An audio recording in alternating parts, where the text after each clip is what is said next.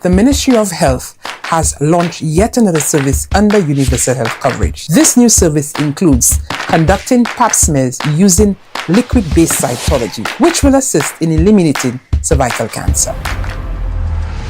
This new method of conducting pap smears is more comfortable and more convenient. So ladies, contact your nearest wellness center to get to know about our pap smear clinics. Turnaround time for HPV testing is 1 week. Any abnormal or positive test, there'll be a following week for cytology testing. We're also going to test for HPV strains 16 and 18, which are the most aggressive, which cause cervical cancer. We can also test for other STIs, such as herpes simplex type 1 and type 2, gonorrhea, chlamydia, and others. Patients with an abnormal HPV and an abnormal cytology shall be referred to the colposcopy clinic. At that clinic, we shall assure that you get the proper treatment and guidance. So come in and access this new service. Your health is our priority.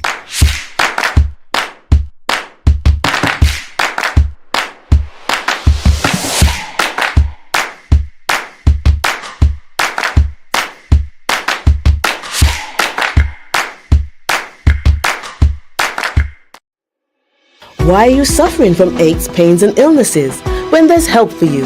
At Health Service Center, we offer a wide range of treatment that has been scientifically proven to help you with your aches, pains and illnesses. Our ICT machine is one of the most effective devices in the health field. It has shown positive results in many health problems such as back pains, shoulder pains, migraine headaches, pain in the knees and legs, poor circulation, arthritis, diabetic neuropathy, numbness in the feet, strokes and sports injuries. ICT, repairs, rebuild. The power to heal, the future of pain relief. The man. It is well known that diseases like diabetes, high blood pressure, and other illnesses may restrict blood flow, which can lead to impotence and erectile dysfunction. This is why Enhance was formulated to meet these challenging health problems, which can reduce your ability to perform. If you're having problems maintaining your manhood, then reclaim your manhood today with Enhance. Enhance increases your energy level, boosts your stamina, and increases your endurance. You can get your Enhance at Southwell VA4, Restorer Pharmacy Soufre, Knights Med Miku, Lay by Bar The Morn, Dexter's Place Jeremy Street Castries, Citygate Bar The City opposite the market, Plants Place Denry Highway, Arlette Supermarket Soufre, The Release Stress Bar Labrie Highway, Cool Joint Bar Victoria Schwazel, Prios Bus Stop 22, next to the Moshi Bus Stop, opposite the Grosley Bus Stop. Prios Bar and Grill in Corinth, Grosley. Enhance, the best a man can get. The man, the voice. Your hero is back. Raw facts, no fluffs. Shelton Daniel is here to deal with the issues. Real issues. 12:30 p.m. to 2 p.m. Monday to Friday on Real FM.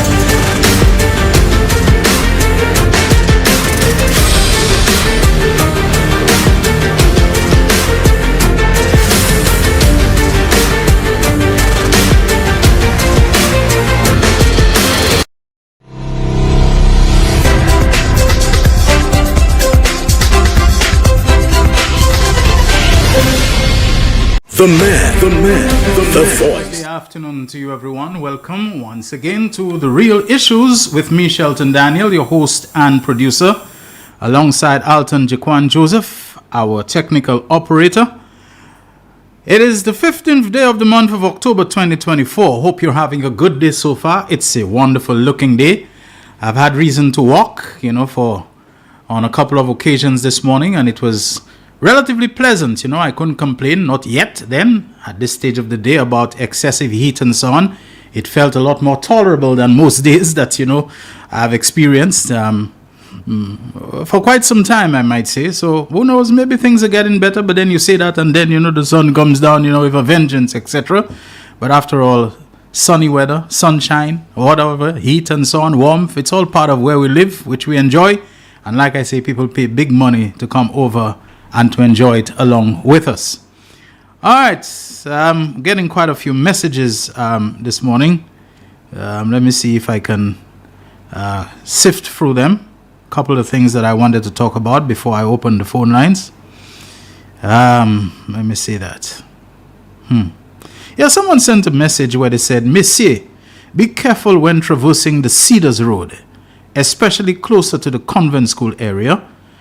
They say this morning 3 masked men blocked the road with a tree trunk and a small gold pole in attempts to rob a bus with a few people. Thankfully, someone sitting closer to the door locked it and told the driver to reverse. While doing so, 2 shots were fired in the direction of the bus. No one was injured or robbed. Stay safe. Was that in our news? I don't think so. I didn't hear it. I listened to our news. But sometimes you get distracted. I always remark that when I'm listening to news, or sometimes I sit, without much to do, and then I get up whether to go to the bathroom or to the kitchen, and that's just when almost always the phone rings and so on. So I get distracted at some weird times. Happens to everybody, I'm sure. But if that's the case, that's probably a new one, road ambushes and so on, trying to hijack people and hijack buses and put blockades in the road and so on. We need to always be thinking ahead of those criminals. I often look at our police stations, and I'm not giving ideas to anybody, but I wonder if the security of our police stations, if one day we are not going to get criminals who are so well organized and so well coordinated and so forward thinking that they might decide that if they can neutralize the police, not every single station, but neutralize police stations in a certain zone that's very thinly spread out. How many police stations? We have one at Richford, we have one in Dennery, we have one in Mico, all right? We have none in Monrepo or any of those areas there. We have no police station. I don't think we have a Deriso police station. And Mico South is a fairly wide area. You have Tiroche, you have Blanchard, you have Deriso, you have Angers, you have that wide stretch of place. There is no police station to the best of my knowledge in Mico North. So in Peiro, in Viger, in Mont Cayenne, in none of those places do you have a police station. You have no police station in wide swathes of Vieux-Fort South also. I don't think you have one at Larichus. I don't think you have one at Auger. What you have is a Vieux-Fort police station. I'm just pointing out that they're wide areas. So criminals, if they can organize themselves well, can work out that if we can cover Vieux-Fort, if we can cover Mico, if we can cover Dennery, we pretty much have the whole Dennery and of course Richford. It was Lacaille before. If we can lock down or block or take over or subdue 4 police stations, we have the entire East Coast at our mercy. I'm not saying they will do it, but sometimes I look back and I say whether we are not counting and saying the criminals probably will not try it, they won't dare try it, but more and more you find more daring. And it's a long time, many years I've looked at police stations. I said, I wonder if they have mechanisms in place that if anybody tries something funny on them, you go there and the amount of officers you see manning a police station for a wide area, many times on a particular shift, it isn't more than 2 or 3 that you see. And you say, if people decide in a coordinated way to storm those police stations, hey man, what can they do? They know that if they can, like I say, subdue those 4 police stations, every gas station, every supermarket, every in the area is at their mercies, at their beck and call. And once again, I don't enjoy talking about that. Sometimes people will call me and criticize and say, but you're putting ideas in the minds of the fellas. I don't know if we ever think ahead of the criminals, We might probably be talking ahead of them in terms of their execution, but I think a lot of those things that those guys are doing, they are planning that long in advance. They're scoping, they're surveilling. And let us face it, the sophistication of crime is increasing because a lot of those guys have gone to societies where that kind of sophistication, criminal sophistication, yes, there are other types of sophistication exist. Quite a few of them get deported from places like the United States, like Martinique, the UK, whatever it is, where they have already refined and honed their skills and so on. Even in prison, they've met with guys who are able to, pass on their knowledge to them, military people and so on, people who have had military training, maybe gotten dishonorably discharged and so on, but they're able to turn the sophisticated training they got to criminal purposes, and they can pass it on to our people. So we have always to think of those things and to think ahead of them. The East Coast is a long area. I think the East Coast is a lot more populated than the West Coast. Not too sure about that, but it's scary to think that if some criminal gang or gangs can coordinate and that they can storm and subdue 4 police stations, if I'm not mistaken, then they pretty much have the whole east and south, at their disposal. They basically control things, and by the time the Northern Division and whatever can respond and so on, what it is they might have been able to pull off by that time. Let's hope it never happens, and it just happens to be, that little brainstorm, whatever that I have, in my head and so on, and it stays there. Good. All right. Someone sent me something this morning about, it appears like there is some other thing that they're trying now, CIP 2.0, the 1.0 with Martinez and all of that. Like I said, that seems to have bombed. That seems to have crashed and burned. So they want to come up with something else. I'm not gonna read it, because when you do those things, you kind of, you give relevance, you give legs, you give oxygen to something that's practically dead. And so I consider this whole CIP thing to be dead. The only thing that can come out again is if there's actually a lawsuit, which the man who has been jawing off about it, let him actually do something. Let there be actually a lawsuit proceeding and taking place and so on. Not a guy who postures and grandstands and showboats about he's suing and, a lot of people have sleepless nights and, Let him stop jawing off like that, and let him actually do something in terms of getting his day in court. And meanwhile, I'm not going to give any more oxygen to that. Folks, I want to talk about an international matter. And I'm doing it to segue into something local. I think sometimes when we take that broad view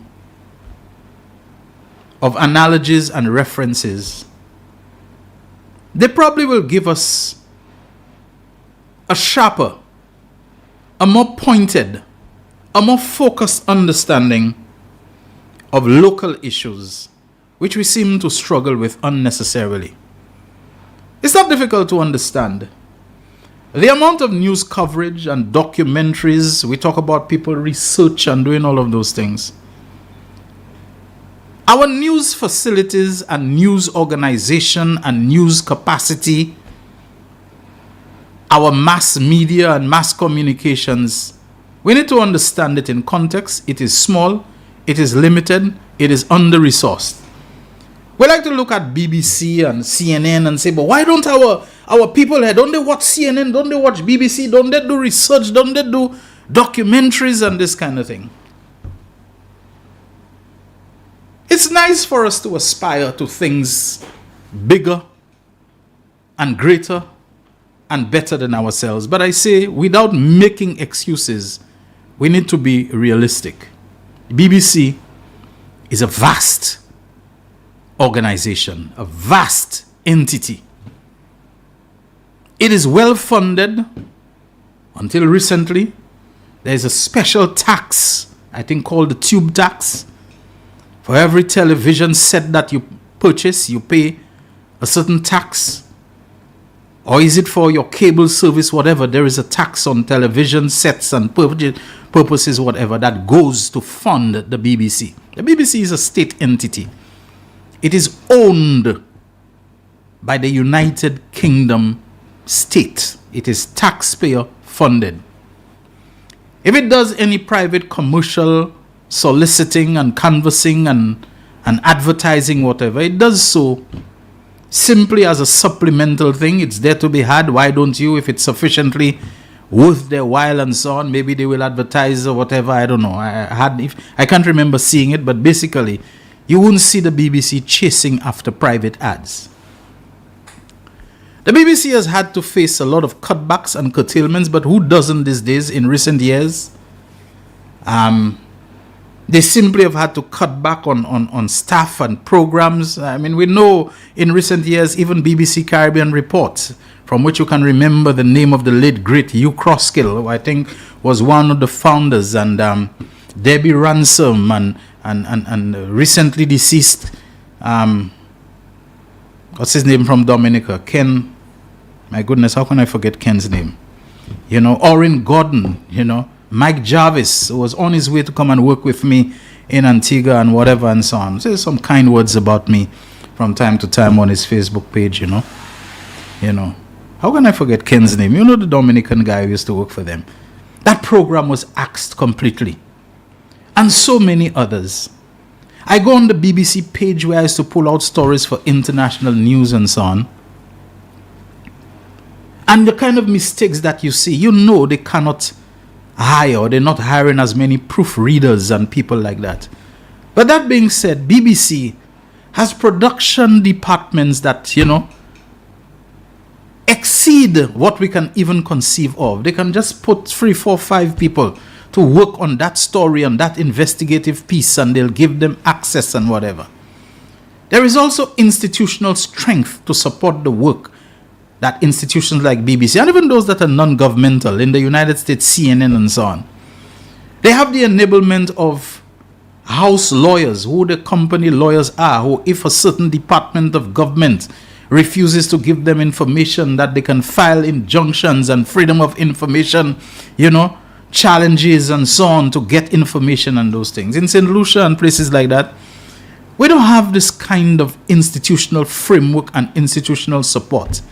To get a lawyer, you have to pay an arm and a leg for a lawyer who seems that they cannot move things for you. It will go on for years and so on, and you want your documentary in 2 weeks' time. You can't wait 2 years until they get a hearing, and the lawyer tells you, we're trying to get a hearing, but the judge indicated that we cannot get one within 3 months, and this kind of thing.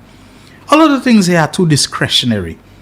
They depend upon whether some permanent secretary or some director of whatever wants to give you the information. If they like you, or if they like the company you work for, they can frustrate you endlessly. They can deny. Some people I know once upon a time had the gall to ask you, as I experienced, what do you want the information for? Ministry of Education, and I got into our voices raised and so on. Why do you have to ask me what do I want the information for? I want statistics on the pass rates for math and English, whatever, over the last 10 years, etc. But I want to know how you intend to use that information. This is the kind of thing you have to face. I mean, we know the nightmare once upon a time when you wanted your passport, applying for a passport or renewal or so on. There were some people at that passport office who seemed to like giving you a passport was a favor they granted you. We know the crap we had to put up with. But it's easy to come and tell people in St. Lucia about, how they should do their research. And, some of them, this is what they do, you go to them, you ask them, I'm not answering any questions. I have nothing to say. I have no comment. But one thing I'm telling you, get your information right, because if you see, you put anything there about me, whatever, I'm going to sue you. This is the ignorance you have to face. Do my research, do my work, but you part of my work. You're supposed to be director or whatever. I'm asking you. You don't want to answer me. You don't want to give me any information, but you're daring me. You're challenging me, to get my research, or else, it's like, you're basically being set up. You're being set up for a failure for which you will be punished with a lawsuit or the threat of a lawsuit or whatever. You're being uncooperative. This is the thing we've had to face with. Thankfully, those ignorant people were among an older generation, and they have, for the most part, been phased out. I keep saying nowadays, you get a set of young, professional people. No matter what we say about when you go, they're talking to one another, joking about the soaps and kiki. But generally, I go to the post office, I go to Inland Revenue, I go to the passport office.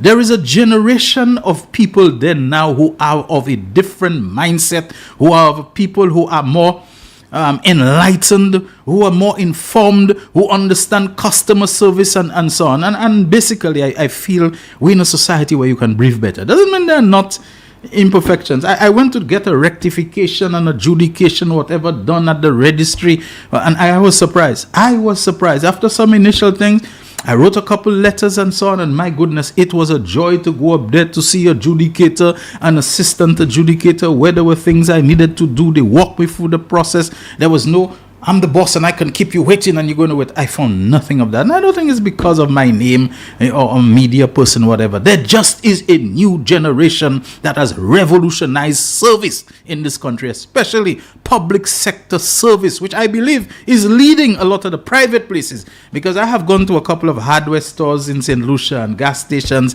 and I can understand people have this kind of attitude, and bosses, you all need to look into those things. There are some people who will be costing you business and costing customers because it ends their stress when you have to face overdraft and mortgage and loan and all these kind of things you have to face. They don't care. At Christmas time, they want to strangle you for bonus, but they're not doing anything to make themselves even remotely really deserving of such, much less to make you capable of having the cash flow and whatever to do it. You know, there are some absolutely destructive people. And the funny thing is, somehow they find themselves not in the back store, not out of sight, but up front facing people, and they have this kind of attitude. Now, how did I reach up there? I don't even know how I reached all there with that. But the basic thing I'm just saying is, look, it's very easy to tell media people to go and do your work. I don't know for how long we've been talking about Freedom of Information Act, or Freedom of Information legislation, where if some obfuscating public official or at the land registry don't want to give you a map sheet or a plan, that you can immediately go and fill out a Freedom of Information form and say, well, this information ought to be public domain information. You cannot tell me you're not giving it to me, or you must know what I'm using it for. You know, I don't think we have come close yet to having that Freedom of Information Act and so on. I don't think we have the kind of institutional support and whatever that you can go to the Bar Association and you can tell them, look, I'm having this issue, and they can tell you, look, man, let me tell you this. I think we have the ideal lawyer for you. Go to this such and such a person, and they don't worry about the money. They don't charge more than XYZ to do a search for you or something like that. You know, this kind of institutional reinforcement when you have those habitual obfuscators, you know, who are always trying to frustrate the media, and then they have everything to say about the media, and then they have all kinds of criticisms and so on. We don't do any research. We don't do anything. What gave me the idea to talk about that? Two public sector officials. They understood that somebody was feeding me some information, and I tried to ask them and what was the truth in that. And you know what they did? They arranged a meeting with me. They arranged a meeting when they come to office, and we'll tell you everything from our side of the story. And they did. And I kept thinking, you know, why don't we have more such people, not just in central government, but in the statutory bodies, that when you hear people talking about they've sold the pots and so on, that they can call the media and say, look, this cannot possibly be true because ownership of the pots is vested XYZ. There is a lease for development of things, so and so and so. You know, it's not true. But there's some people who just enjoy the power of having information and giving it to you on what they consider to be a need-to-know basis, or, you know, they remain so aloof. They remain like twerps. You never really know what is going on and so on. You're left to speculate, etc. And, you know, their thing is the media not doing any work. Well, the media, the BBC, you want to think the BBC has power. They're funded by the state. That's one. You know, they don't have to worry about their salary and their budget and this kind of thing. You know, and when they get the money, they internally set out their budget and so on and do it. They have production resources and a whole lot of things to send this person to the library, you know, to send this other person to the archives, to do this as part of the production and this kind of thing. They have all this behind them. In St. Lucia, we don't. Our sheer size of our economy, of our industry and whatever, you know, does not permit us to have all this kind of options and resources and buttons that we can press on. Good. Now let me go to the international thing I was talking about, and I said I'll use it as a segue into the local thing I want to talk about. I've received many calls, and it's friendly fire. I've taken fire, but it's friendly fire. And even if it were unfriendly fire, I appreciate being criticized and so on. I've said a few things about the Darren Sammy thing that I felt too many people were weighing in on it, you know. Like, Darren Sammy is an oppressive and he's trying to hold back the young man and this and that and so on. I'm saying, oh my goodness. If Darren Sammy is a head coach, he's a manager, he's a representative of people who pump their money into, you know. I mean, big names like the American actor Mark Wahlberg was the owner of one of the franchises. I don't know if he's still involved in, you know. The glory of Darren Sammy depends upon the results that he can bring in. And the results ultimately is victory. He's in the Caribbean, I think alone I'm hearing this foolishness about, oh, we may not win, but we played a good game and we did not be ashamed. Man, let me tell you, once you're in competitive business of sports and so on, winning is everything. Don't come and tell me anything about we lost, but it was a good loss. It was a loss that we can be proud of. Mavletan, sir, it's competitive thing. Buy ball, kuek bat, you know. Ball balls that book nipu duck because I volley at you, lot. When you hit that stumps for it to cartwheel and spin like, it have a dynamo inside of it or something. This kind of thing. I'm saying Darren Sammy's glory as a head coach or whatever depends upon the results that he can bring in. And why would he frustrate a good, brilliant, young talent of a young man who probably at the hot-blooded stage of life that he's like a young Brian Lara who come in, or a young Desmond Haynes, I remember back in 78 or whatever, who could not wait to put bat on people and this kind of thing. Because, at 22, 23, that's when you have this kind of never say die. You're not afraid. There's nothing you can take on the world and so on, etc., etc. So you heard me talk about that. I criticize that, especially since Melius has spoken and he has said, no, that's not true. And like I say, even if Melius is afraid of Sammy, there are too many people that Melius can turn to and say, Mr. Minister, Kenson, I have a little thing that's a problem, but please, I'm afraid that if I come out openly, my career may be dead and so on, Somebody will pull on the side and say, look, Darren Sammy messing me up, You say it below your breath, you don't say it publicly. Somebody who can call Darren or somebody and find out what's going on, etc., etc. But everybody know what's going on. Tout moun ko gwigwi poule, yo parle pi yo tobe, yo call Darren Sammy, he parle on lot young man wet by ha. I said it's not true, but too many of us rush in. Too many of us make ourselves fools who rush in where wise men fear to tread. And sometimes the way things seem is not the way they really are. Sometimes the line that we're pushing, nothing could be further from the truth because we don't really have the deep and complete insight. Nothing ta'll go so. I've gotten some flack for it. I gotten some flack for what I said yesterday about First National Bank. Folks, there are some things which are nuanced. They are not in straight black and white. They have connotations as opposed to hard denotations.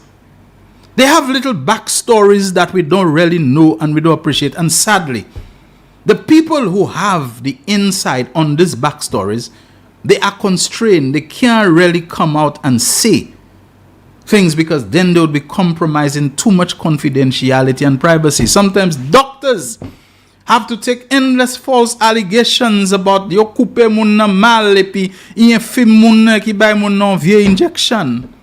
Because if he comes out to defend himself, he will be breaching doctor-patient confidentiality. You have to put the person's business out, which according to his oath and license and whatever and professional ethics, he's not supposed to do.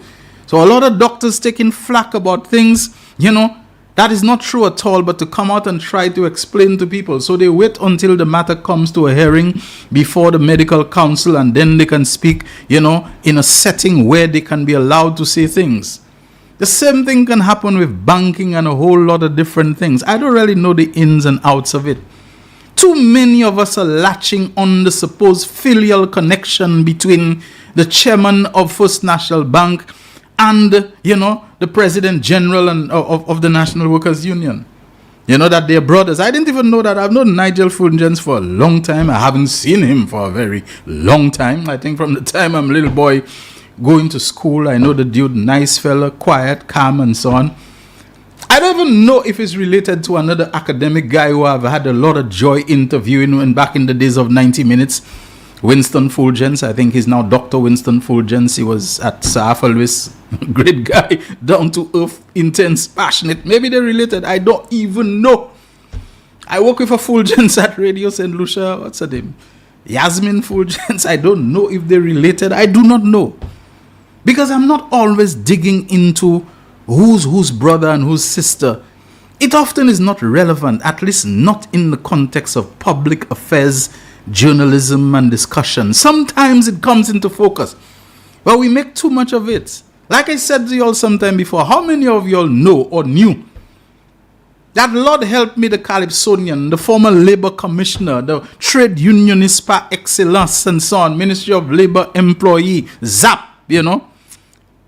How many of us know or knew that Zap is Spider Monto's brother?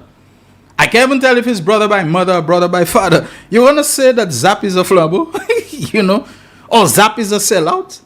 The Zap who is very uncompromising in what he speaks about, what he believes in, who he sides with, Brother comes, how many times we've known people are people's brother and, that don't move them, that don't turn, that don't shake them at all and so on, I mean, come on. Edmond Estefan is brother to another Calypsonian, by the way. The educator, Protas August?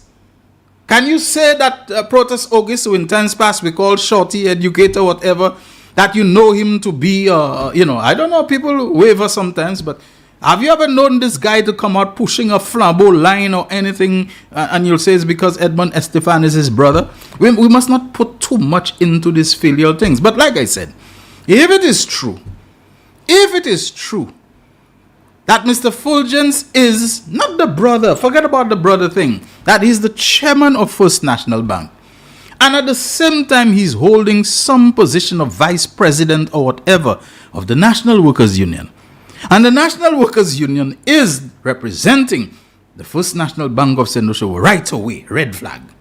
To me, this one is a no-brainer. Because in negotiations, in disputes and so on, where do you stand? But I think too many people are wading into the issues, making all kinds of comments and so on, as opposed to asking the right questions. If this matter has been referred to the Minister of Labour, according to the grievance procedure, it should have passed through the Labour Commissioner. What is the Labour Commissioner's position? Because usually once NWU is involved in any negotiations, it's not often the company or the government department that they are representing their workers. It's NWU usually that used to script the press release. Employees of the of so and so and so are now assured of a 3% increase following negotiations between the National Workers Union and the Department of Ministry of Health, whatever. NW usually is the one who tell you what has been going on. NW is the one who will usually tell you the Labour Commissioner found in favor of the union in terms of a recognition, application that they made or recognition dispute. And most times when National Workers Union puts out a press release like that, I have never found it controverted or contradicted or refuted, whatever, by the other party. Usually, National Workers Union becomes essentially the spokesman for all parties to such negotiations. So it means, so if this thing has been through the Labour Commissioner, what is it that the Labour Commissioner found? What is it that the Labour Commissioner ruled on? And should not be a public information document? Is that not something in the public domain? That the Labour Commissioner heard the parties, and the Labour Commissioner ruled or concluded that the workers are wrong or the National Workers Union are wrong. Therefore, the workers through their union have decided to refer the matter higher up, refer the matter to the Labour Minister, or the bank was dissatisfied. Why don't we know that having gone through what should have been one of the required steps before it reaches the Labour Minister, what was the conclusion? What was the determination? What was the response? What was the report of the Labour Commissioner that the matter could not be resolved at his level, that it had to go to the Minister? We need to ask those questions. Stop going into all the things about Safeway, Exekisa. Did the Labour Commissioner say that this matter reeks of a conflict of interest that he believes has undermined, the dispute? It has undermined the grievance resolution procedure. Did he say that? Why is whatever the Labour Commissioner found not being ventilated? Why is it not being released? Why is it not being exposed? This ought to be a public document, in my opinion. This ought to be something that can be shared with the public. There cannot be anything secret about that. What did the Labour Commissioner find when the matter was referred to him that either the bank or the workers through their union were dissatisfied with, that they referred to it for arbitration, and arbitration didn't work, so they went to Labour Minister, or if arbitration is post-Labour Minister or whatever, that it has to go there? Until we know those kind of things, why are we all rushing into, thing about speculation, about say, Fway, etc. My opinion, like I'm saying, if the chairman of an employer, of the board of directors of an employer, is also holding a high position within the executive or directorate of a trade union that is representing the workers of that employer, to me, that is a red flag. Did the Labour Commissioner deal with that? Did he address that? Did he have anything to say about that? And whatever he had to say about it, who was dissatisfied? What was the expression or the articulation of their dissatisfaction which meant that the matter could not end at the desk of the Labour Commissioner or any intervening stage between him and the Labour Minister, that it had to go to the Labour Minister? That's a better question. This is the real issues. It's already 1 o'clock. Let's take the break. I have a bit more to say. The man, the voice. Your hero is back. Raw facts, no fluff. Shelton Daniel is here to deal with the issues. Real issues, 12:30 p.m. to 2 p.m. Monday to Friday on Real FM.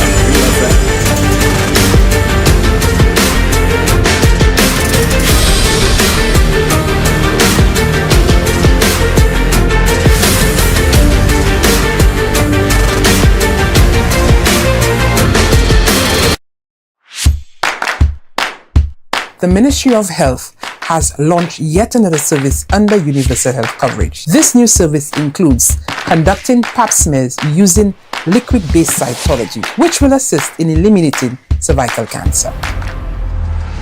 This new method of conducting pap smears is more comfortable and more convenient. So ladies, contact your nearest wellness center to get to know about our pap smear clinics.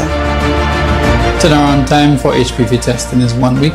Any abnormal or positive test, there'll be a following week for cytology testing. We're also going to test for HPV strains 16 and 18, which are the most aggressive, which cause cervical cancer. We can also test for other STIs such as herpes simplex type 1 and type 2, gonorrhea, chlamydia, and others.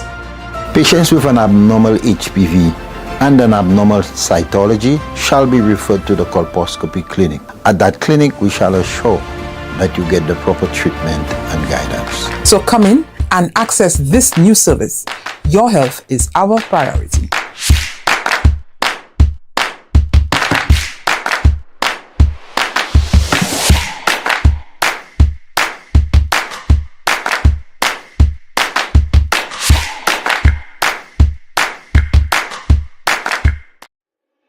Why are you suffering from aches, pains, and illnesses? When there's help for you. At Health Service Center, we offer a wide range of treatment that has been scientifically proven to help you with your aches, pains, and illnesses. Our ICT machine is one of the most effective devices in the health field. It has shown positive results in many health problems, such as back pains, shoulder pains, migraine headaches, pain in the knees and legs, poor circulation, arthritis, diabetic neuropathy, numbness in the feet, strokes and sports injuries. ICT, repairs, rebuild. The power to heal, the future of pain relief. It is well known that diseases like diabetes, high blood pressure, and other illnesses may restrict blood flow, which can lead to impotence and erectile dysfunction.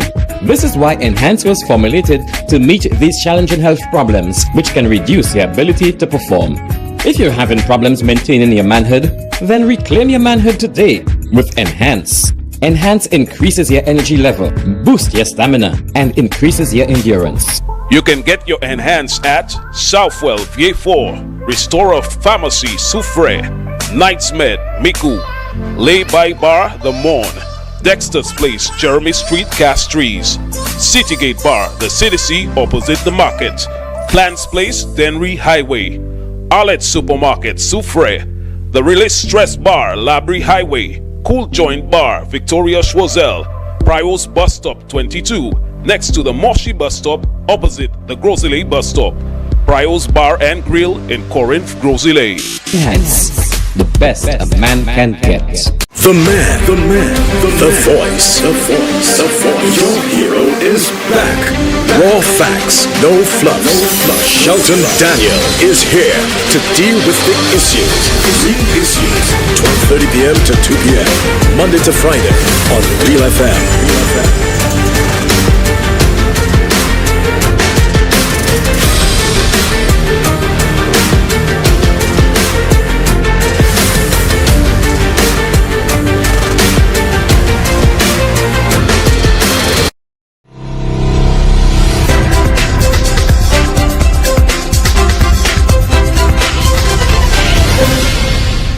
Thank you so much, everyone, for staying with The Real Issues on this Tuesday. It is the 15th of October, 2024. And if it's the 15th of October, do we still observe, commemorate World Food Day?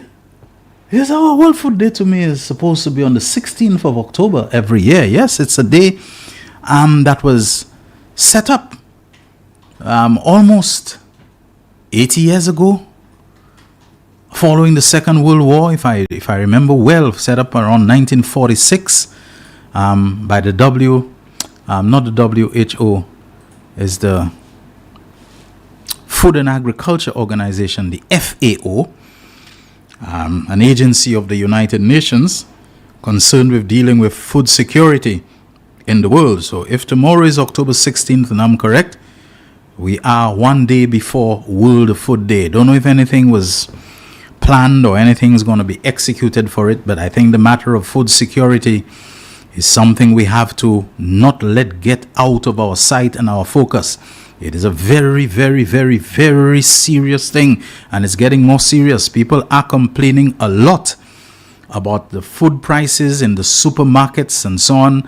And I am telling you, my friend, you see over in Martinique, this thing is becoming dread. This whole thing about the protests, even as the authorities seem to be moving in the direction of giving in, to the demands of the protesters, and it has become violent. We have seen clashes, between police and state security against demonstrators, the burning of police and military outposts and stations, and the burning of vehicles and roadblocks.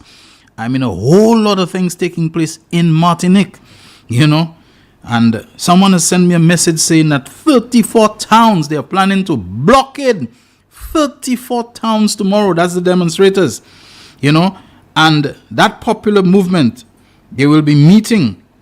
And 24 out of 26 points have already been agreed on, with 2 remaining to be finalized. And there were 24 of the demands that they're making, 24 have already been agreed, but they're not letting up. Only 2 remain to be finalized.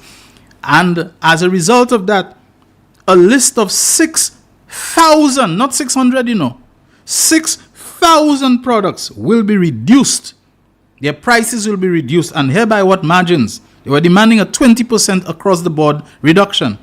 But they're reducing some as low. The lowest is 15%. So you will see at least a 15% reduction. That's the minimum percentage of reduction. And others will be up to 25%. So they've given them a range. In some cases, 5% above the 20 that they're asking for. In some cases, 5% below the 20 that they're asking for. And others, of course, it will be 16, 17. But between 15 and 25% reduction on 6,000 products. And still, they're not satisfied. Still, they're not satisfied. Food prices are the main thing. The others, of course, but they want reductions in those prices. Folks, food security. And I remember one of the best World Food Days I ever was attentive to was one which said, eat what you grow and grow what you eat. We have to try it. It doesn't mean everything, but a melon or a pumpkin or whatever, the vine things, the vine crops are among the easiest to grow. A cucumber and so on that you grow is one you don't have to buy. There were times when we were very reckless in cutting down fruit trees and so on, the grapefruit trees, because they were getting in the way of our banana. Maybe the collapse of the banana industry is one of the best things that happened to us, in the sense that the breadfruit and mango trees and the grapefruit trees and so on that were just chopping down so that we could see one continuous banana field. Maybe now we've seen that this was misguided. Maybe now we can go back to doing, other things, more things, so that we don't have to be living a supermarket life on 100% of the things that we need. Livestock is and I want to say that there's a gentleman from the south who has been calling me about an unfortunate situation concerning him and a rabbit farm that he has. Rabbit in the context of St. Lucia is a delicacy. It is a niche market. It is something that will fetch higher prices. If somebody can be raising livestock and for something like rabbits and so on, and they can get a good niche market in the hotels and so on, I think it will do well. It's not that they can snap the finger. These small animals, they require a lot of care. I remember growing up with a nephew of mine raising guinea pigs, helping him to go and fetch grass for it and so on. And I mean, they need a lot of care. But they reproduce rapidly, they reproduce large litters and so on. If you can handle them, then you can turn out. Although these ones are being raised mostly as pets. I had a couple rabbits once myself, and as pets, nice animals and so on, very good.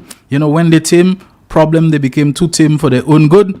And I had a dog that wasn't eating nice, Akita half-bred, Akita German Shepherd, and it learned that they were tame, so it crouched, pretending to not pay them any mind. One came within reach, and it was gone. And the other one, apparently a week or two later, we just found it dead, because I think the distress, the sadness of losing its companion, and the loneliness and so on, maybe it died of I don't know how you can call that, grief or whatever it is. We just found it dead. No marks of any violence on it and so on, but they'd been together for a while. They're very, very nice animals and so on. Those how do you call them, small ruminants or small herbivores or whatever and so on. So if people can develop those kind of things, go back to the days of guinea pig farming, because while they eat very often, but I suppose the quantity of feed that and being herbivores is not necessarily something, we can get back into that to develop a bit of self-sufficiency, to take advantage of niche markets, our own supplies and so on, etc., etc. The feed challenges that we face, we can even partially address it. I think we need to start thinking of that. Greater self-sufficiency means greater food security, and I'm speaking ahead of World Food Day being tomorrow, October the 16th. So there's the other thing I wanted to talk about before I open the phone lines. It's an international matter. I wanted to speak about it first, and then to segue into what's happening in St. Lucia. You might not see the relevance or the connection at first. You see what's happening in the Middle East right now? You've heard me talk about Israel and the Zionists and they're craving for land and real estate and money. They're big on that. They're also big on technology, and when you can make somebody's pager explode on them. They're very good on agriculture too. They're great on turning desert areas into productive farmlands and this kind of thing and so on. After all, their land is limited. They have to make every bit count and so on. I don't like the way they go for land grabs on the, what they're doing to a lot of the Palestinian people and so on. But let me say this. I believe one of the complications in this Arab-Israeli conflict, which is mainly about Israel's military occupation and forced settlement of Arab lands in Gaza, which is, of course, internationally recognized as Palestinian territory. Other Arab territory, the West Bank, it is really the West Bank of Jordan, which is that part of Jordan which is to the west of the river. The same river Jordan, yes, Christ was baptized in and all of that. That really belongs to Jordan. Even though Donald Trump, which is part of why I don't want the guy to become president. This guy is going to stoke more conflict in the world. The guy came and said he recognizes West Bank and all of Jerusalem and the Golan of Syria and all of that as being part of Israel. You're giving that kind of comfort. You're abetting illegality and so on, which has been universally condemned. I just don't like the outlaw approach that this guy takes. But anyway, there is the West Bank of Jordan and the Golan province of Syria, often referred to as the Golan Heights because relative to Israel, it's at an elevation that you can see overlooks that part of Israel, which is the Galilee province or section of Israel and so on. A lot of them have the same name as biblical times, the Golan and the Galilee and settlements and so on. Anyway, Israel does not occupy any lands or territory belonging to Iran. That's the point I'm saying. Israel is not doing anything. The thing that has stoked the Israel-Arab or Israel-Palestinian conflict is about land and lands taken in warfare and not returned and occupying them and having settlements as if you have annexed them and so on. Israel has never taken over any land belonging to Iran. So what is the basis of Iran's involvement? And as long as Iran is involved, America and its allies, Britain, France, and so on, they ain't hearing nothing. They will continue their unconditional support to Israel because they believe to pressure Israel and so on is actually playing to and helping the Iranian agenda. And I don't believe Iran is doing what it is doing there, arming and supporting all of the armed groups and militias that are engaged now in open warfare with Israel, giving them weapons and funding them and otherwise providing them with resources. I don't believe Iran loves the Arabs. I've said it before, if not on this program. There is one thing that the Israelis and the Arabs fear and hate more than each other. The Arabs and Palestinians, they hate Israel. Israel hates them. There's no question about that. But if there's one thing they fear, both of them fear and hate more, and if ever you see they come together, it is in order to keep, as Trump seemed to manage to get them to some kind of deal called the Abraham Accords, appealing to the fact that they are both descendants of Abraham, etc., etc., Arabs and Israelis, so they related by blood and all this kind of thing. Which is why I've had a dispute with this thing about once you criticize Israel, you're anti-Semitic. But if you criticize the Arabs, what are you? Because the Arabs are Semites also. They also direct descendants of Abraham, you know. So, don't come and tell me this thing about anti-Semitic refers to it. The Arabs are Semites as well. The Iranians, until recently, fairly recently, they were known by their ancient name, which is the Persians. And if anyone studies the history of the Persians, they had a certain passion and determination and unrelenting, pursuit of conquest, to conquer other people's land. Few other of the ancient nations were known to have this kind of unrelenting, inexorable, tenacious passion for conquest. They may have evolved, they may have changed, they may have become Islamic and so on, but the same old Persian spirit of conquest is there. Those fellas simply want to be the predominant influence and power in the Middle East. They want to have a greater say and stake than the other regional power called Turkey, which is kind of held back because of its membership in NATO, that it will not go and attack other countries because of the NATO treaty and whatever, that once one is attacked, all is attacked. So, the other NATO countries will tell them, don't go and start things and start lie there with other people. Let us move together with NATO. I think this is the Iranians, the same old Persian spirit of conquest, that they want to be the predominant power, including over the Arabs. And the best way to do it is to make the Arabs believe, I'm on your side, I'll stand with you, I'll fight with you against Israel. A lot of the Arab nations are still weary. Saudi Arabia is weary of them, and a whole lot of things like that. But they have a foothold in Syria, where the Assad family, whose son of the Assad founder, Bashar al-Assad, the son of Hafez al-Assad, they are a sect of people called the Alawites.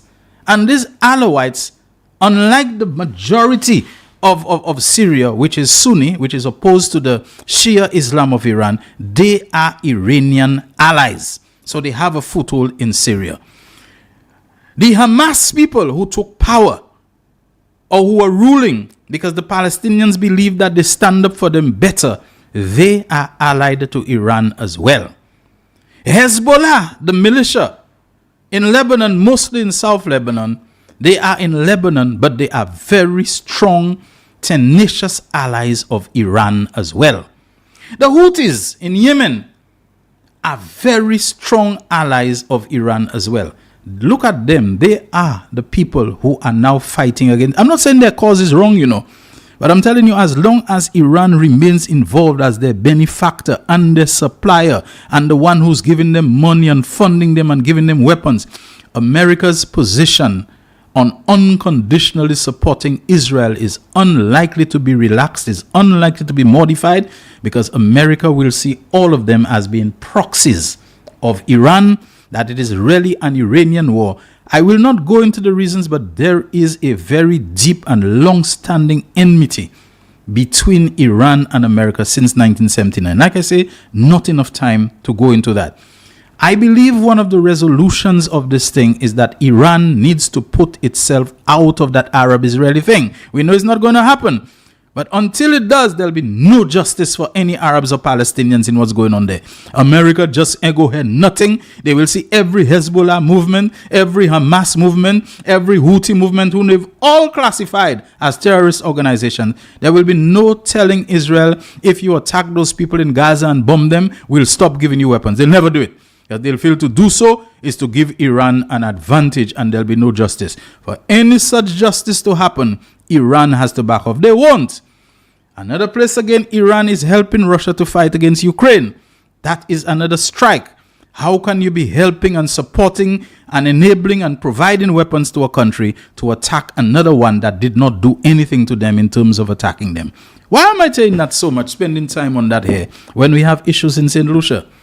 In the same way as I believe that Iran needs to pull out of the Arab-Israeli thing for there to be any sensible appreciation of the slaughter, of the genocide, of the massacre, of the murder, of the brutality that's been committed against Palestinian and other Arab women, children, non-combatants, innocent bystanders, and so on, and all the collateral damage that's being done.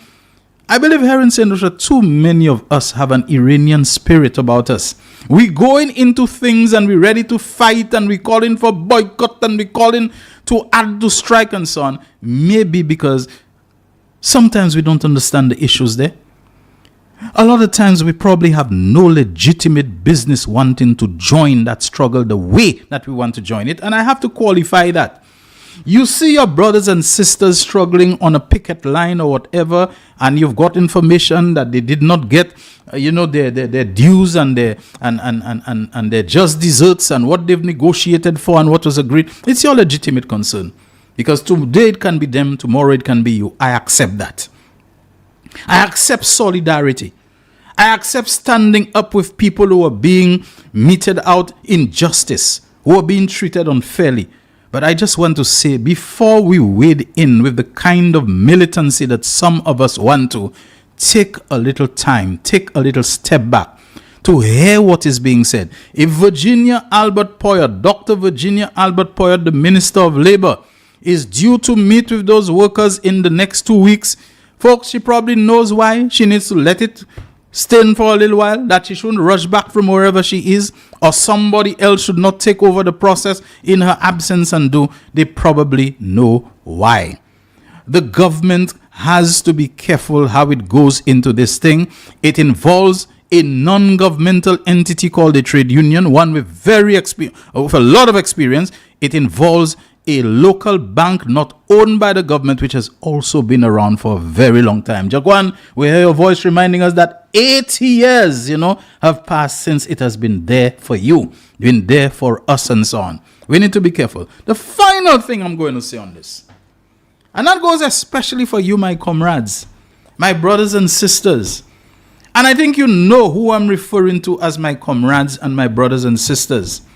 I believe we now have leadership in the person of a person that is of such good quality that we can trust and have faith to play the very serious game called follow the leader.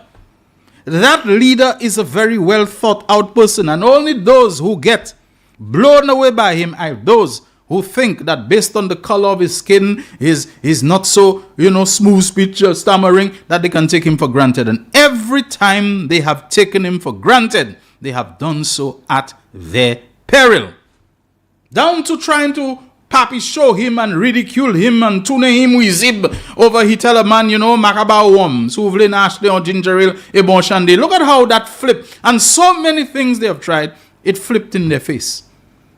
I want to suggest to you that rather than wanting to go out and to want to tear into this and to tear into that, that maybe you have a leadership that is so well proven, so well conducted, so well executed, that you can have the trust, the confidence, and the faith to follow your leader.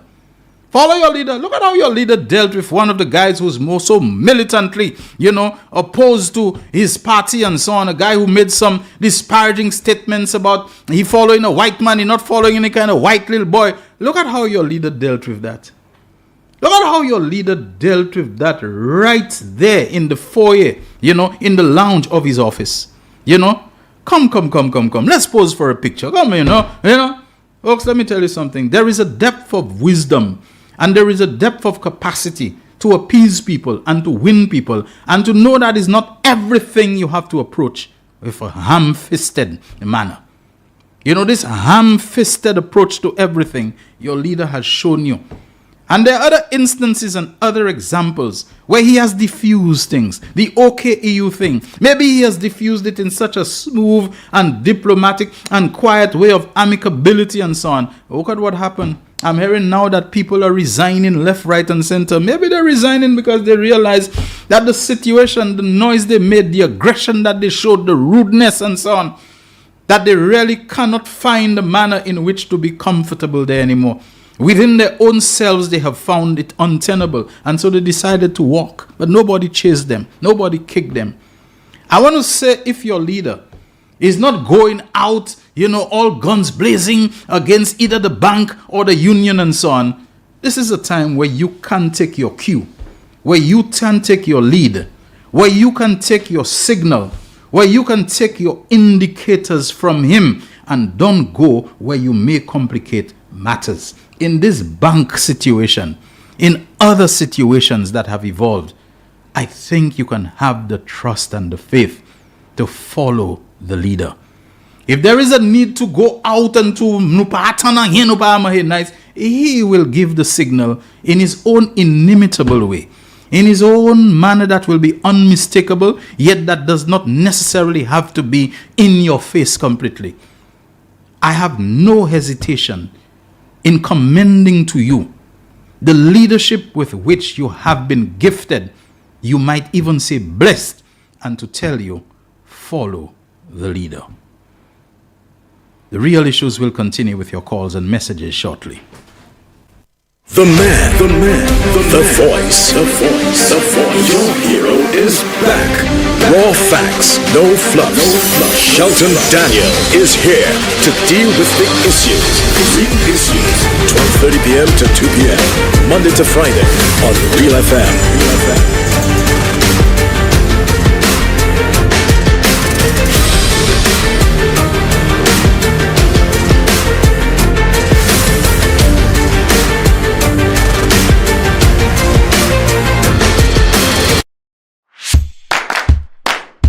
The Ministry of Health has launched yet another service under universal health coverage. This new service includes conducting pap smears using liquid-based cytology, which will assist in eliminating cervical cancer.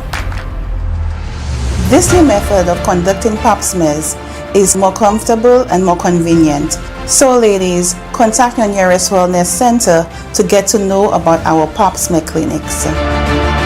Turnaround time for HPV testing is 1 week. Any abnormal or positive test, there will be a following week for cytology testing. We're also going to test for HPV strains 16 and 18, which are the most aggressive, which cause cervical cancer. We can also test for other STIs, such as herpes simplex type 1 and type 2, gonorrhea, chlamydia, and others. Patients with an abnormal HPV and an abnormal cytology shall be referred to the colposcopy clinic. At that clinic, we shall assure that you get the proper treatment and guidance. So come in and access this new service.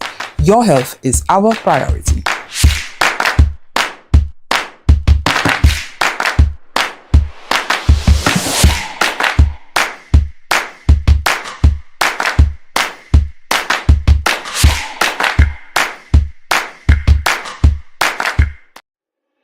Why are you suffering from aches, pains, and illnesses? When there's help for you.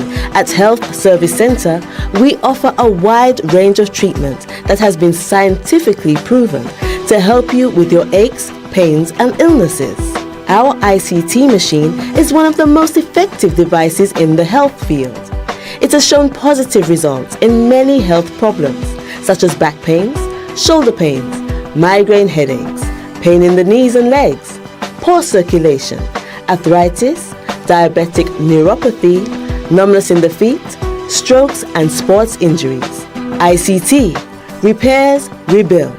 The power to heal, the future of pain relief. It is well known that diseases like diabetes, high blood pressure, and other illnesses may restrict blood flow, which can lead to impotence and erectile dysfunction. This is why Enhance was formulated to meet these challenging health problems, which can reduce your ability to perform. If you're having problems maintaining your manhood, then reclaim your manhood today with Enhance. Enhance increases your energy level, boosts your stamina, and increases your endurance. You can get your Enhance at Southwell VA4, Restorer Pharmacy Soufre, Knights Med Miku, Lay by Bar The Morn, Dexter's Place Jeremy Street Castries, Citygate Bar The City opposite the market, Plants Place Denry Highway, Arlette Supermarket Soufre, The Release Stress Bar Labrie Highway, Cool Joint Bar Victoria Schwazel, Prios Bus Stop 22, next to the Moshi Bus Stop opposite the Grosley Bus Stop. Prios Bar and Grill in Corinth, Grosley. Enhance, the best a man can get. McDowell Supplements, an effective way to ensure you and your loved ones are getting the daily recommended intake of essential vitamins, minerals, and other important nutrients necessary for optimal health. Naturally, we carry an array of health and wellness supplements. McDowell's Immune Booster enhances your body's defense to fight colds and flu, boosts your immune system, prevents viruses and other airborne diseases. McDowell's Colon Cleanser prevents constipation, helps in removing toxins from the colon, detoxifies the body, and regulates your bowel movements. McDowell's Prostate Health prevent the enlargement of the prostate, improve urinary flow, and reduce frequent urination, especially at night. Moringa oleifera capsules are rich in minerals like calcium, potassium, zinc, magnesium, iron, and copper, vitamins like beta-carotene of vitamin A, vitamin B such as folic acid, vitamin C, D, and E. McDowell's Potassium Complex, used for treating and preventing low potassium levels, high blood pressure, preventing stroke, and aid in weight loss. McDowell's Triple Magnesium relaxes the muscles, relieves cramps and helps to control high blood pressure, improves sleep, and can calm the nerves. Magnesium is very important for the normal functioning of cells, nerves, muscles, bones, and the heart. McDowell's Ginger Turmeric helps to relieve pain, decrease nausea and enhance the immune function to help protect against illness and infection. Ginger turmeric has powerful anti-inflammatory properties and improves your circulation. Don't hold health back. Let health strike back. McDowell's, the better way to start your health. Visit Health Service Center, John Compton Highway, call 453-6417. Let your wellness be our stress. The voice. Your hero is back. Raw facts, no fluffs. Shelton Daniel is here to deal with the issues. 12:30 p.m. to 2 p.m. Monday to Friday on Real FM.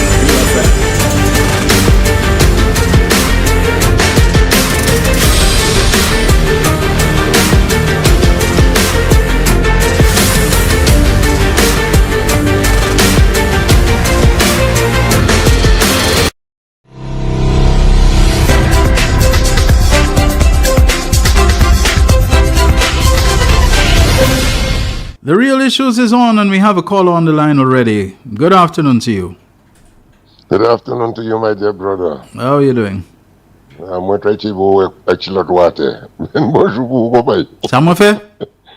Moi, je vais try to go water. Oh, ok. Y allez, moi toujours. Bien bonjour pour les étudiants Real Issues. Sheldon, l'année on débat, moi je l'ai pas là aujourd'hui, mais on va te toucher, qui on sait bien la cité. Moi, ça, demain, et bien après demain, c'est World Foods Day. Et moi, pas attendre rien about lui. Mais, n'est qu'il est côté là, mais ça, moi, je l'ai pas là about là, tellement qui really croise moi. Nous avons célébré moi, héritage créole. Moi, pas tant de pièces, je ne vais pas dire que je ne vais pas tenir, mais je pas tant pièce advertisement côté de gagner Calisso Créole. Mais Calisso Créole là point place et ça qui peut brûler moi. Regarde que quantité l'argent pour nous mettre dans différents qualités bagaille Calypso Competition à King là jeune comme $1 million. So comme on a jeune comme $1 million de tous les deux sides là. Avec quoi dis-moi ou teni Adam moi héritage créole. Ou ni en compétition créole, chanter créole. And by the way, il a passé mais témoin de Senator, moi dit Senator, congratulations. Mais au passage à regarder, Adam, moi, héritage créole, on y a compétition créole, à chanter. Et chanter créole, c'est là qui prime difficile pour mettre ensemble, pour y performer. Avec au Kabay King, 3,000 good, second one up 2,600 good, third one up 1,000 good. Pour moi-même, ça c'est un site dans les créoles là, et ça c'est un site pour les gens qui ont essayé de mettre talent dehors pour ça mener musique créole sortie. Moi, désapprécié à ça avec moi dit comme ça. C'est que si, en tous les cas, moi je prends part dans ça, et moi je fini, je vais amener 3,000 goudous. On regarde toute qualité, toute les autres bagailles qui a fait un pays, jazz, tout bagaille, combien de millions de dollars. Ou même pour dire, moi, mon qui gagne, Adam, moi, héritage créole, Calypso créole, parce que même 1,000 goud. Sinon, ça va tenir pour ça payer, pas 1,000 goud, 3,000 goud. Si tenir pour payer, il y a un nombre pour des matchs, lyrics libali, qu'on va dire score sheet. Là, ça c'est juste pour nous qui match score sheet là. OK. Moi je veux dire c'est un monde, il pas qu'à venir dire, mais un monde pour expliquer ça. On regarde des fois où savent Calypso a fini, ou mettez quoi dehors, ou y practice, ou fait toute bagaille. Et que l'on gagne, c'est about 3,000 good. Ça là moins désapprêté about lui. Et que moi quand couiller monsieur, il est à se garder à dire dans ça because yo ka parler about mettre créole en l'école. Yo ka parler about nous pour aller créole. Mais à présent ça là yo ka moto à présent. Moi content Tibouk ça tellement comme un advertisement Tibouk Taiwan qui OK. Oui. Moi content monsieur tellement. Laisse me garder ça mon vieux jouer encore. Moi dis mais c'est quoi c'est pas chat GPT. Non, Shelton, moi répéter ça tellement. Mais bon, quand on parle de ça, aujourd'hui, je vais faire à ma côté de abattoir là, à ma beau séjour. Aujourd'hui, j'ai commencé en famine, là-bas, toutes femmes. Oui. Un jour, nous allons travailler, nous allons là, comme GIS, avec nous, des camarades, avec nous, avons des noms là. Yon se boug là, dis-moi. Garçon, moi, je tirer là, mettre ça là-bas, moi, je garder moi comme ça. Ou sauter. Moi, c'est Joel Gon. Ou sauter, hein, l'autant de ça. OK. Pour la parler, moi, dit, moi, dit, il dit, moi, il fait combien de Dominique. So, moi, ça comprend ça, pour maintenant, ça, il fait là, ouais, quand il faut, là, qui passe là, parce que c'est en gauche, avec, il can mettre un damp, on l'a tout pour moi. On a toutes ces célébrations à nous gagner. Moi, je vais laisser mon garder dedans, et si on le fait, un bagage qui est bon, on veut moun mettre talent au dehors, mettre compensation en place pour eux.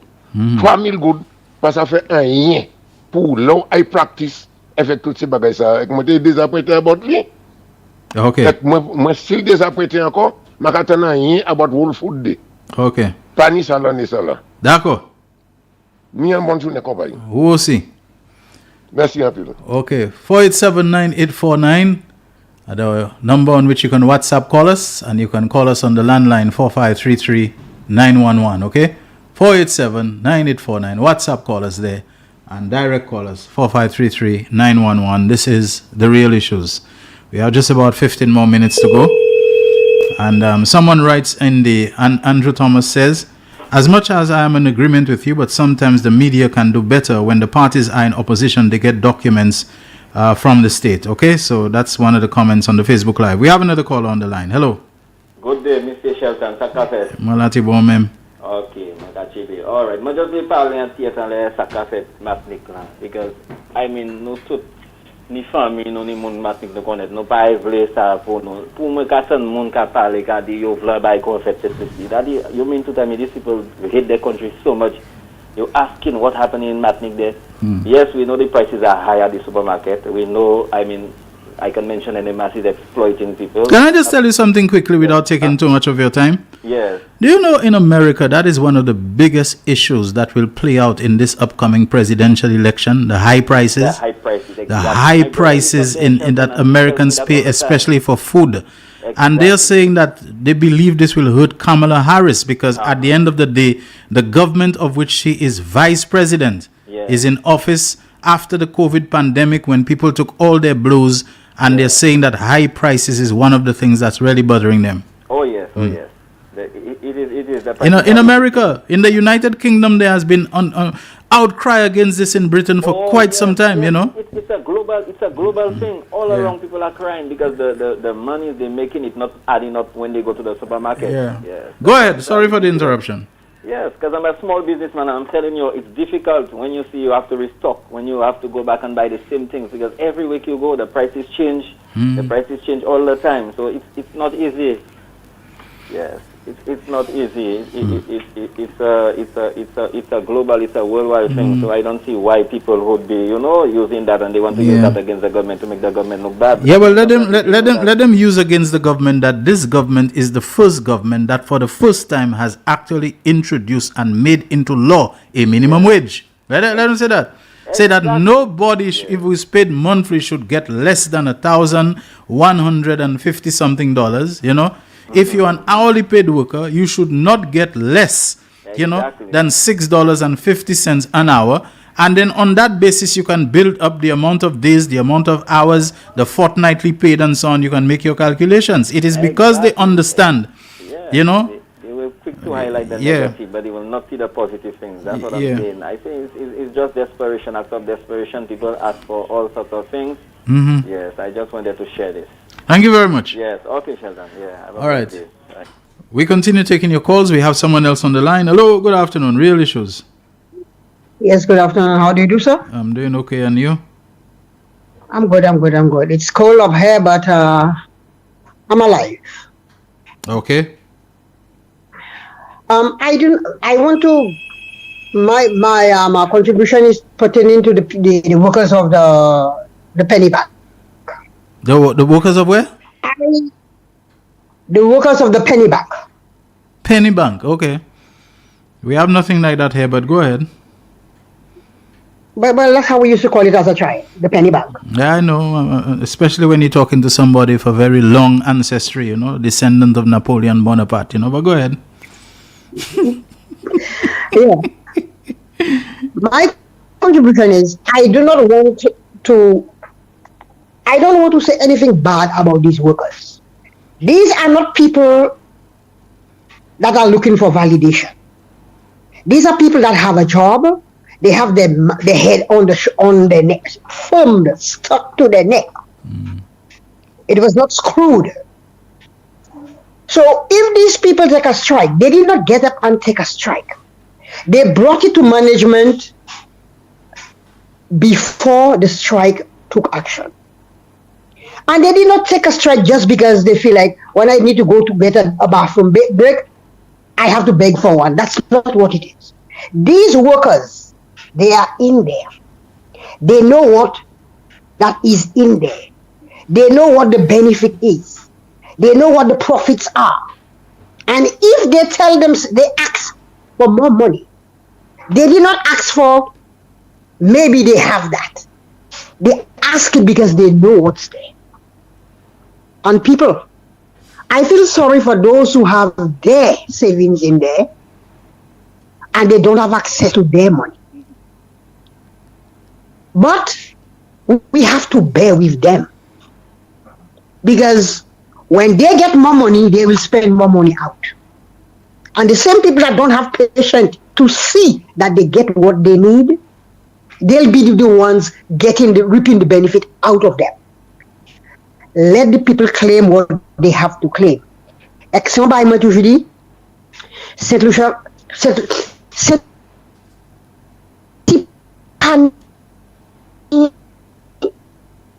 union. Prend l'argent moun en la main non union. Parce qu'ils sont demandé moi, c'est moun sont là pas qu'à travailler en bénéfice c'est travailleur. Yo ka ben travailler en bénéfice, c'est moun qui se ben travailleur qui demande plus l'argent. Parce que où je moi pièce moun, je veux un bon bénéfice sur union c'est ici. Ma jamais ouais ça, ma jamais 30. One thing I have to say to these workers, claim what you are claiming, put your feet down. You don't have to stone anybody.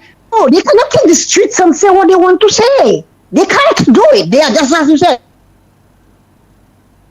They took an oath. Just like people wait for what is demand what you are asking for and don't make noise. Wait for it and it have to come. Have a good day, people. All right, thank you very much.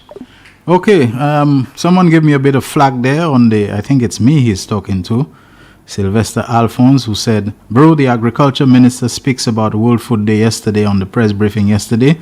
Do your research, brother. Like I said, I didn't say nothing has been said about it. I said I don't know or I haven't heard anything. It's possible that I can miss things at a given time and so on if it's me that you're referring to. And it was really an in-passing thing about World Food Day and so on. In other years, it's been such a big thing that everybody would know it's coming up and hearing about it. In schools, it was quite a big thing. I just, I'm just saying that it's pretty much low-key in terms of the promo and the talking about it and so on. But there's always a lot on our plate these days. We have a call on the line. Hello? Hello? Good afternoon, Shelton. Hi, good afternoon to you. Oui, bien. All right. Man. World Food Day is officially tomorrow, right? Hello? Yes, it is. Yes. Right. October 16th, yeah. There was an activity for World Food Day or in celebration of World Food Day on Sunday. That ad had been on NBC for like forever. That activity was held in Dennery, in the valley. Okay. Yes? That's one. Secondly, the Shoti Creole activity competition is a private activity until and unless the people behind it probably lobby with government or creative industry to get behind it financially and otherwise. But outside of that, it's a private activity. It started by what's his name, who died from the police force, Jean, right? And it has continued like that. So if it is not supported the way it should be, is what they figure they can make at the door or from sponsorship is what's going to be offered to the monarchs. So you can't blame, I don't know if he's blaming government for whatever transpired on the weekend. And it's true everybody's not on Facebook and social media, but there was advertisement of the activity being held on Saturday night from early o'clock. So see, sleeping serpent, ta sleeping toujours. The sleeping serpent, leve. Woman, exceed le lobby à sous behalf comité pour yo joindre la hot gouvernement. C'est ça d'ailleurs. Merci. Okay. Bye-bye. Thank you very much. We can still take a couple more calls. Someone called, what's the name? Natasha Althea Prosper. Come on the Facebook Live. Shelton Pela, you always defend what you believe will put food, a lot of food by the looks of you, on your table. Are you this defensive because the SLP mayor and cabinet secretary are board members of the bank? Well, you should have asked me first. This is an ongoing issue spanning 2 years. When they attacked the PM daughter, all of you all were up in arms defending this young person. But here you have a bunch of arrogant snobs disrespecting, insulting, and abusing young people. And you stand there and want to tell the nation how to feel when they know the truth. The same way the government ministers have ignored these people, I hope these young people ignore them when they come knocking on their doors begging for votes. You are too biased. You were shouting and protesting hard against Cabot, and today you have an issue with people standing for their rights and they must wait when the minister is ready. But with Cabot, you all wanted immediate action, top VCS, you know. Sometimes when you want to fall down in somebody's behind, like you fall down in my behind, you would know that during the Cabot thing, I was out of St. Lucia. I was working in Antigua. I didn't pay any attention. I never commented on that Cabot thing. I don't think you can find any comment from mine during the time this was going on. It's not that I wasn't following things in St. Lucia. 2 years, the issue you see at First National, I'm back in St. Lucia barely 2 years now, since I came back. And I don't know what kind of food you believe is putting on my table. People always, because they know I'm a Labour supporter, assume that I have some kind of contract or I have some kind of thing. I don't. I came back to St. Lucia at the invitation of Dr. McDowell, you know, to come and work at MBC. And that's the only place I am, you know. Somewhere along the line, I got a call, asked me to serve in the Senate temporarily. I thought it was a one-off thing, but from time to time I'm called when somebody is traveling or they overseas or so on. If there's any money in it, I don't even know, you know. I mean, it's not something that I expect I'll get a salary for, whatever I look out for, I'm chasing after, whatever. I do it because I'm asked to and so on. So the kind of lot of food that you think supporting the government is being, I will repeat what I said. There may be matters in this whole dispute between the workers and the bank that we are not looking into as we ought to. The mere fact that this thing has been referred to the Labour Minister means that it has passed through the Labour Commissioner and it did not get a satisfactory or mutually accepted resolution. We need to know what was the Labour Commissioner's ruling on this matter and the dissatisfaction of that ruling, and who was dissatisfied, which of the parties was dissatisfied. It's possible both were dissatisfied between the bank and the employees as represented by their union. Labour Commissioner Joseph, a man who I know is a straight up and so on, but that's personal to me and him, needs to be asked, sir, when this matter came to your attention, what was the ruling that you gave? Who didn't like the ruling and disagreed with it so that it got sent higher up the food chain? You know, that's what we need to find out. And so all this thing about who's right and who's wrong, I am saying we need to know what were the references to Labour Commissioner, to arbitration, whatever it is, that it has now reached the minister. And so these are the questions I am suggesting based on my experience that people who are news hounds and chasing news need to ask. And if we are told that we cannot get the Labour Commissioner's ruling or determination on the matter, we need to find out why. Should that not be information that is in the public domain? Should that not be the kind of information that is covered by freedom of information? You know? And so this is all I'm saying. Let us take a measured approach to those things, because sometimes we may believe that we have the measure of something. We may believe that we have a full grasp of something because of the weight of our solidarity with the workers and this kind of thing. And if you are going to be political, usually politicians and governments and so on, they try to take the side of workers as much as possible, you know. Right? Because the board and those people and so on are only a handful of votes.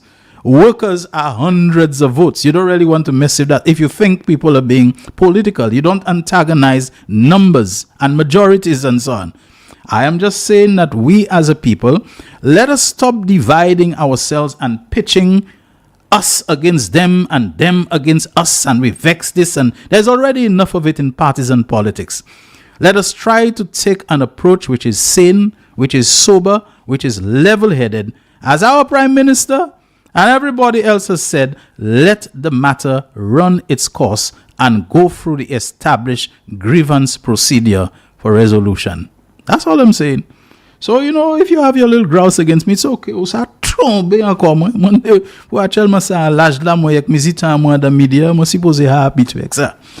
that's all the time we have for the real issues today. Thank you so very much, everyone, for being part of it. Let's do this again, God willing, all things equal, same time tomorrow from 12:30 until 2 p.m. on Real FM Radio, MBC Television, Facebook Live, YouTube Live streaming. Thank you very much, Jaquan, for doing another great job. Until then, Shelton Daniel for The Real Issues, signing out. The man, the voice. Your hero is back. Raw facts, no fluff. Shelton Daniel is here to deal with the issues. Real issues. 12:30 p.m. to 2 p.m. Monday to Friday on Real FM.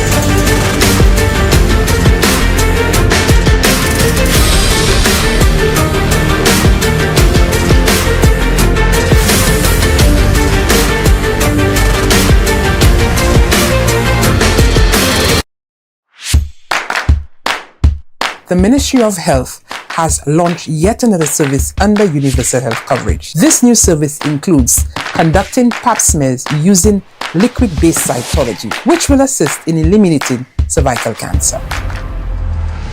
This new method of conducting pap smears is more comfortable and more convenient. So ladies, contact your nearest wellness center to get to know about our pap smear clinics. Turnaround time for HPV testing.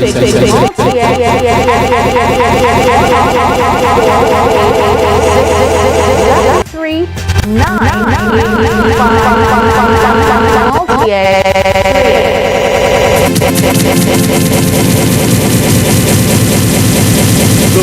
The man, the voice. Your hero is back.